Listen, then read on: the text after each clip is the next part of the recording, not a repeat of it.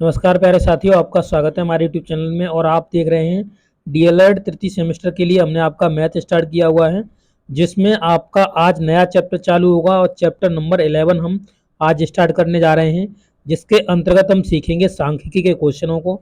और सांख्यिकी में हम क्या सीखने वाले हैं, तो हम इसमें सीखने वाले हैं समांतर माध्य, माध्यिका और बहुलक। तो इनके बारे में आपका पूरा चैप्टर होने वाला है। पहले इसके सभी कॉन्सेप्ट को हम आपको कराएंगे, उसके बाद आपके इसके जितने भी एक्सरसाइज में क्वेश्चंस आए हैं उनको हम नोट्स के माध्यम से आपके लिए प्रॉपर नोट्स आपके लिए तैयार किए गए हैं, उनको हम आपको उनके द्वारा आपको समझाएंगे और अच्छे से आपको बहुत ही सरल भाषा में समझाया जा रहा है। जैसा कि आपको पता है कि अब आपके पेपर बहुत ही जल्दी होने वाले हैं, यानी कि आपके 15 से 20 दिनों के अंदर आपके पेपर स्टार्ट हो जाएंगे। तो आपको अच्छे से मेहनत करनी है और यहाँ से इस टॉपिक से आपको 1 से 2 क्वेश्चन देखने के लिए पेपर में जरूर मिलेगा। तो चलिए आज का वीडियो स्टार्ट करते हैं और पहले हम इनके कॉन्सेप्ट को क्लियर करेंगे।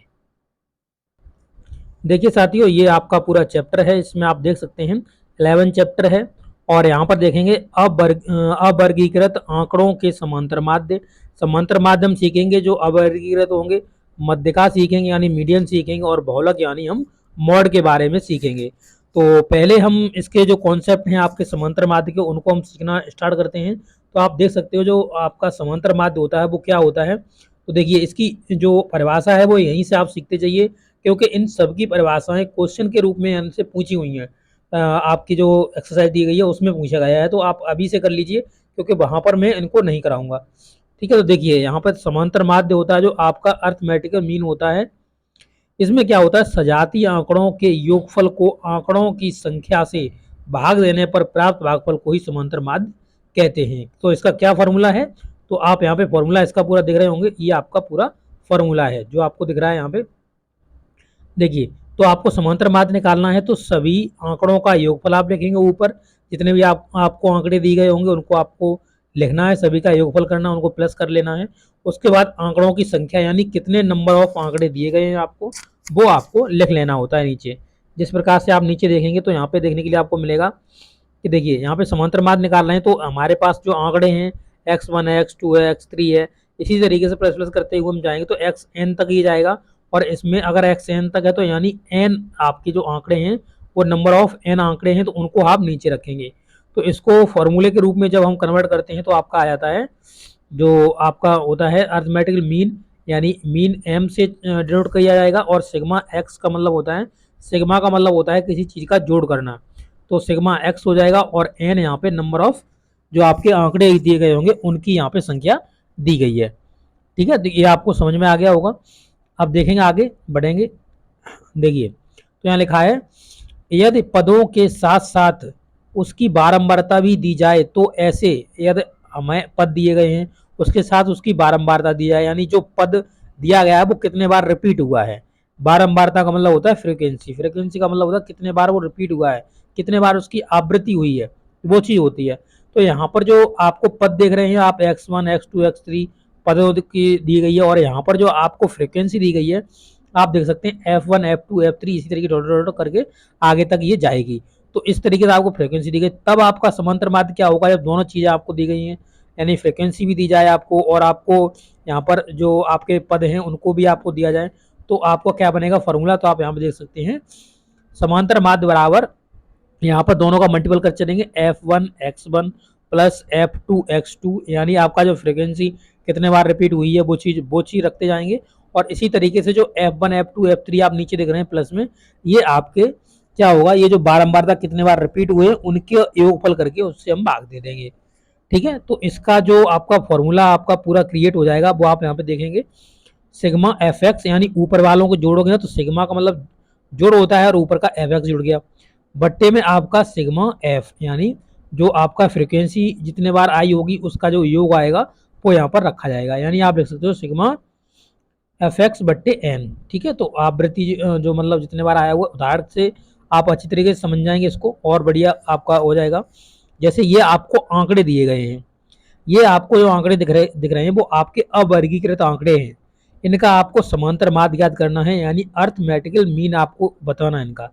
तो पहले तो आपका जो कर्तव्य होता है, यानी हल लिखने पर आपको कर्तव्य होता है कि आप उस फॉर्मूले को एक बार लिख दें, और लिखने के बाद आपको इसी तरीके से जिस तरीके से मैंने इसे कोष्टक में बंद कर दिया है इसी तरीके से आपको कोष्टक में वहां पर जब कॉपी लिखें तो वहां पर बंद करके आए उस फॉर्मूले को, क्योंकि इससे क्या होता है, इससे जो एग्जामिनर होता है उसकी जो आपकी नजर जाती है उसकी, वो सेम टू सेम इसी चीज पे जाती है कि हाँ बच्चे ने किस तरीके से क्वेश्चन को डिजाइन किया हुआ है और किस तरीके से बॉक्स बनाए हुए हैं, समझाया हुआ है अच्छी तरीके से।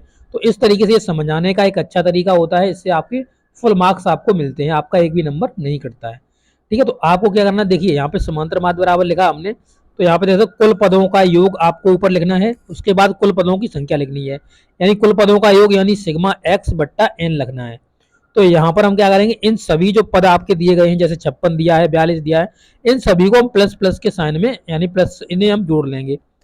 अब हम देख लेंगे ये पद कितने हैं, तो देखिए 1 2 3 4 5 6 7 8 9 10, 10 पद हैं, तो आपको 10 नीचे लिख देना। नंबर ऑफ पद कितने हैं आपके, 10 हैं, तो आपको 10 नीचे लिख देना होता है, समझ गए आप।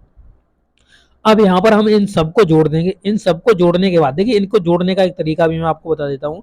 पहले इनके दहाई के अंक जोड़ लीजिए आप, पहले देखिए 5 काटता जा रहा हूँ मैं, 5 5 और 4 9 9 और 4 13 13 और 3 16 16 और 5 16 और 5 कितना हो जाएगा आपका, 21 21 और 4 25 25 और 4 29 29 और 4 33 33 और 4 आपका हो जाएगा 37 37 और 4 आपका हो जाएगा 41, यानी ये हो गया आपका 41।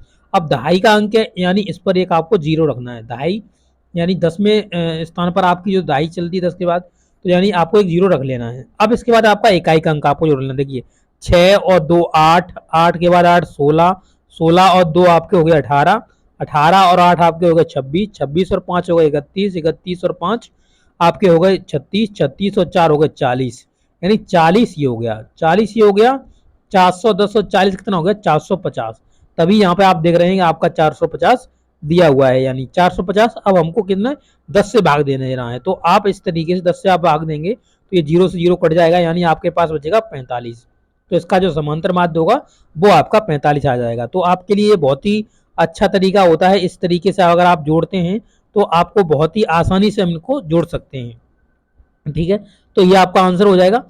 इसके बाद आप देखेंगे कि और किस प्रकार का क्वेश्चन यहाँ से समांतर माध्य का बनेगा, वो यहाँ पे हम देखेंगे। तो देखिए यहाँ पे लिखा हुआ है, उदाहरण 2 में देखेंगे, एक कक्षा में 40 विद्यार्थियों के किलोग्राम में भार के आंकड़े निम्नवत दिए गए हैं।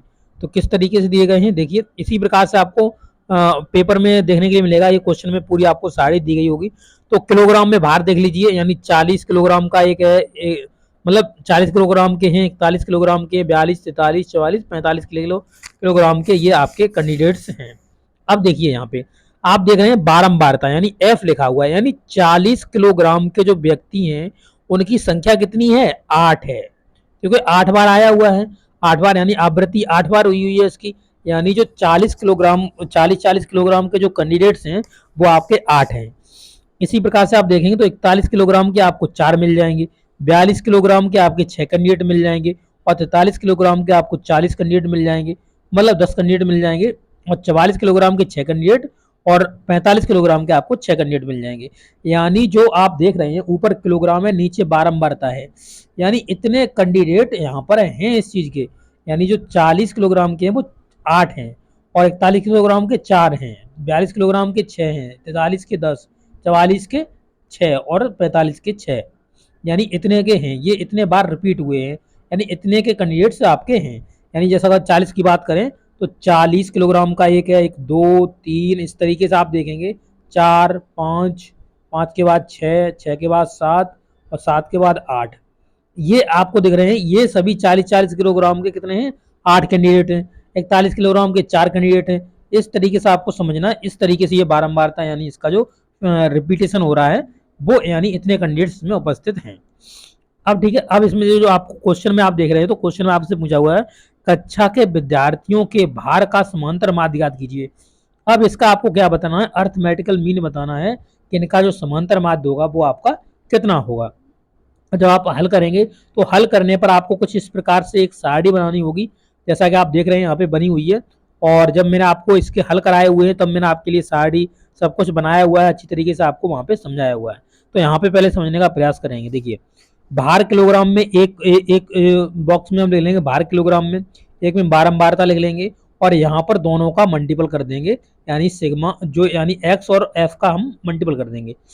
तो यहाँ पे देख रहे हैं सभी हमने यहाँ पे लिख लिए हैं, निम्न बार यहाँ पे लिख लिए हैं सभी 40, 41, 42, 43, 44, 45 तक हमने यहाँ पे लिख लिए हैं। अब क्या होता है, इनका सीधा मल्टीपल होता है। देखिए तो 8 और 4 का मल्टीपल करेंगे तो 8 चौक 32 यानी आपका आ जाएगा 320। इसी प्रकार से 41 और 4 का मल्टीपल करेंगे तो आपका हो जाएगा कितना 164। इसी प्रकार से आप नेक्स्ट करेंगे 42 और 6 का तो आपका 252 आ जाएगा। और 43 और 10 का मल्टीपल करेंगे तो 430 आ जाएगा। तो आप देख सकते हैं पूरा 430 यहाँ पे लिखा हुआ है, ये आपका 430। 44 का मल्टीपल करेंगे तो आपका 264 आ जाएगा। और 45 का मल्टीपल करेंगे 6 में तो आपका कितना हो जाएगा 270 आ जाएगा। तो ये मल्टीपल करके आपकी सभी संख्याएं आई हुई हैं। अब हमको क्या करना होता है, इसमें हमको इनको जोड़ लेना होता है। तो सिग्मा, सिग्मा का मतलब मैंने कह दिया था योग होता है। तो एफ और एक्स इन सबको हम जोड़ लेंगे, इन सबको हम जोड़ लेंगे। हमारा 1700 आया हुआ है। देखिए जोड़ने का मैं तरीका आपको बता दे रहा हूँ, इसको भी जोड़ने का कितना आसान तरीका है।